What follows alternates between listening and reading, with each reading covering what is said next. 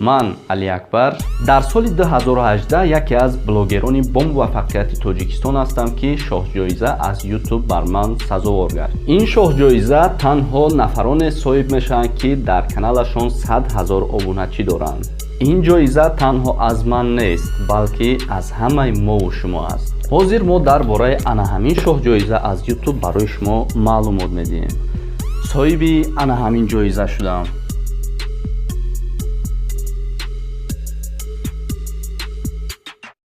салом алейкум бародарон ва хоҳарони азиз, хушомадед ба канали Ҳамнаво. Бо шумо ҳастам Али Акбар. Чӣ хеле ки ба шумо маълум аст, шоҳҷоиза аз тарафи YouTube ба мо оварда расонданд.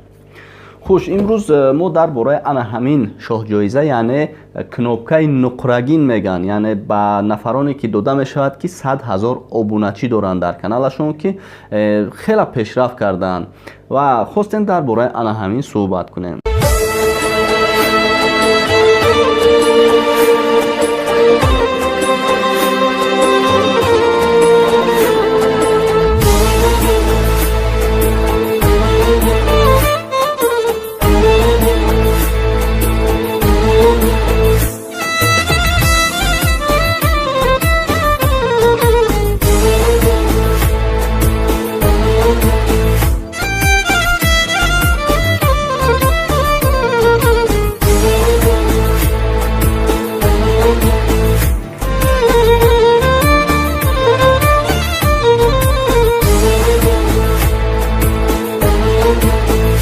дӯстони азиз, аввалан ба ҳамаи шумо сипосгузорем ки ин ҷоиза на танҳо аз ман аст, балки аз ҳамаи мо аст. сипосгузорем ки моро дастгирӣ кардеду ба мо хело наздикони худатонро ҳам даъват кардем, ба канали мо обуна шуданду видеоҳои моро паҳн карданд дар шабакаҳои иҷтимоӣ ва мо ба 100 000 обуначӣ расидем.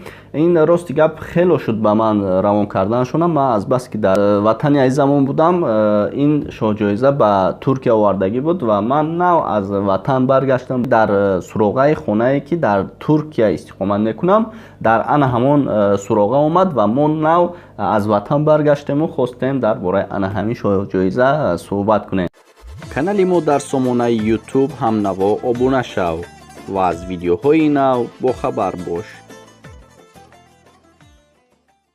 якум дар бораи каналам суҳбат мекунам ки чӣ хел сар шуд. якум ростига ман наворҳои худро мегузоштам, хело кам тамошо мекарданд, яъне просмотрш кам буд ва ман нафароне ки шуданд ки мисол кам тамошо мекунанд, мега шуморо ами хеле суханон мекарданд ва ман ба онҳо гӯш надодам, яъне нигоҳ накардаму кори худамро давом додам. ва албатта ки ҳар чизе ки ҳаракат кардӣ худованд баракатша мета ва мо баъд аз чанд муддат, яъне 1 сол фаъолият кардам.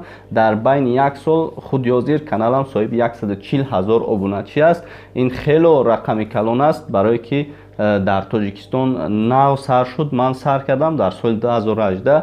якумин блогери тоҷик ҳастам ки соҳиби ана ҳамин шоҳҷоиза аз YouTube ба мо ҳадия шуд. баъдан гуфтанием ки мо наворҳои гуногун кардему, ба фоидаи халқамон шуд ки халқи мо, яъне ҳамватанони мо бисёр ба ҳамин чизҳо эҳтиёҷ буданд ки дар ватани азизамон набуданд ва ман ҳаракат кардам ки чизе ки онҳо мехоҳанд ман ҳамонро тайёр кунаму пешкаши тамошобинонам кунам. ва худёзир хело шод ҳастам ки маро дастгирӣ мекунанду наворҳои маро ба наздикони худашон ҳам мефиристонанд. ин барои ман як хурсандӣ аст. хело шод шудам ки ҳамватанони азизам маро қадрдонӣ карданду роҳро нишон доданд. албатта хатогиҳо ҳам мешуд дар наворҳо ва тамошобинони ман ҳаракат мекарданд ки хатогиҳои моро ислоҳ кунанд ва мо ба ҳамин рӯзҳо расидем. дар бораи ана ҳамин кнопкаи YouTube ки нуқрагин аст ва чӣ хел мешавад ки инро ба шумо равон мекунад. якум ин ки дӯстони азиз, вақте ки шумо дар як кор фаъолиятро сар карден, аз сидқ кор кардантон дар кор ки ба қуллаҳои баланд расен. ва албатта ки ин шоҳҷоиза ба нафароне дода мешавад ки 100 000 обуначӣ доранд ва аз таҳти дил кор карданду мисол обуначӣ, яъне нафарони зиёдро ба худ ҷалб карданд. ва мо ҳамеша саъю кӯшишмон ба ҳамон аст ки нафароне ки дур аз ватан ҳастанд ё ин ки дар дохили ватан ҳастанд, дар дохили тоҷикистон ҳастанд, шояд онҳо наворҳое мехоҳанд ки дар ютуб набошад ва ман ҳаракат кардам ки наворҳоро пешкаш кунам. хуш дӯстони азиз, мо боварии комил дорем ки боз ҳам маро дастгирӣ мекунеду ба 100 000 неву 1 миллион обуначӣ мерасем. Инҳо ҳамааш бо дастгирии шумо мешавад дӯстони азиз, ва албатта ки дастгирии шуморо мо ҳам интизорем. ҳозир дӯстони азиз мегзарем ба ана ҳамин шоҳҷоиза. Дарунашда чӣ аст, ба мо чӣ равон кардаанд? Биёед аз пеш мебинем. хуш дӯстони азиз, дар ин ҷо чӣ хеле ки мебинед адресҳое ки суроғаи хонаи мо навиштааст, ном, насаб ҳамааш ҳаст дар ин ҷо. Чӣ хеле ки мебинед ютуб, яъне нишонаи ютуб аст. ва ҳозир мо мекушоем ин зарфро. Дар даруни ин зарф чӣ аст? бисмиллаҳи раҳмони раҳим. ба қисмати дарунаш якум аст, як паспорти ана ҳамин канал мешавад, яъне шиносномаи ана ҳамин аст, яъне Сузан ширкати ана ҳамин ютуб, ва дар ин ҷо имзоаш гузоштааст. чӣ хеле ки мебинед ана ҳамин шиносномаи ютуб аст ки мо дар ҳақиқат кор кардем, фаъолият кардем. ҳозир бошад навбати ана ҳаминаш. дар ин ҷо навистагие ки табрик мекунем ва ғайраҳо, ва мегзарем ба қисми асосии ана ҳамин шоҳҷоиза. ҳозир мо мекушоем. марҳамат, ин барои нахрошидани ана ҳамин шоҳҷоиза аст ва мегзарем ба чизи асосӣ.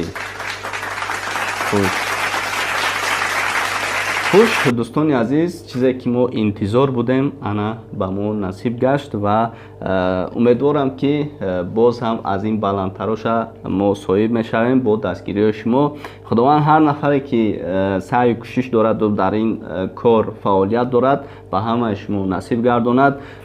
чӣ хеле ки мебинед ана ҳамин ҷо навистааст ҳамнаво, яъне номи канали мо. барои 100 000 обуначӣ табрик мекунем. ва албатта ки мегӯед ки кадомаш нуқра аст. бале, албатта ки нишонаи ана ҳамон ютуб, яъне зинаки ана ҳамон ютуб аст. дар ин ҷо нуқра ҷо гирифтааст ва мо инро аз номи ҳамаи шумо дар видеоҳомон мегузорем ва аз номи ҳамаи шумо мо инро истифода мебарему, соҳиби ана ҳамин шидем ва дар оянда соҳиби аз ин ҳам баландҳояш мерасем. худо хоста бошад ин дар ана ҳамин ҷо монда мешавад ва бигзор ман кай вақте ки инро дидам шуморо ба ёд меораму ва сипосгузорӣ мекунам ба ҳамаи шумо. канали мо дар сомонаи ютуб ҳамнаво обуна шав ва аз видеоҳои нав бохабар бош. хуш дӯстони азиз, як бори дигар ба ҳамаи падарону модарону бародарону хоҳароне ки дар ман обуна ҳастанд ва дур аз ватан ҳастанд ё ин ки дар тоҷикистон ҳастанд, маро дастгирӣ карданд ки соҳиби ана ҳамин нуқра шидем. ҳамин шоҳҷоизае ки ютуб ба мо равон карданд, ба ҳамаи шумо сипосгузорем. худо хоста бошад боз ҳам як қадам ба пеш. чизе ки шумо мехоҳед ман ана ҳамон видеоро мекунам, ба шумо нишон медиҳам. аз шумо хоҳиш мешавад ки ана ҳамин видеоро дар имо, ватсап, фейсбук, одноклассники, дар ҳамаи шабакаҳои иҷтимоӣ паҳн кунед. худованд нигаҳбонтон бошад. ҳамеша сарбаланду хонаобод бошед. ин шоҳҷоиза аз ҳамаи мо шумо аст.